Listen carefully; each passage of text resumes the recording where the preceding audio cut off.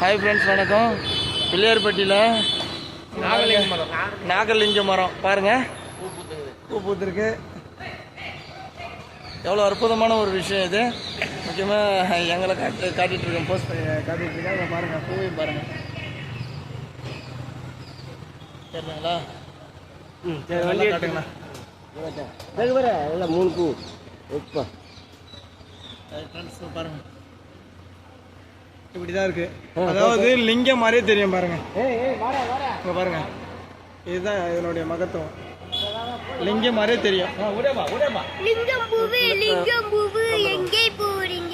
லிங்கம் அதாவது லிங்கம் மாதிரியே அற்புதமாக காட்சி தரும். இது நாகலிங்கம். நாகம் வந்து இப்படி இருக்கிற மாதிரி இந்த பூ. சுந்தர ஹாய் ஹாய் சொல்லு. பை பை, நாங்க பஸ்ஸுக்கு போறோம் ஃப்ரெண்ட்ஸ்ங்களே.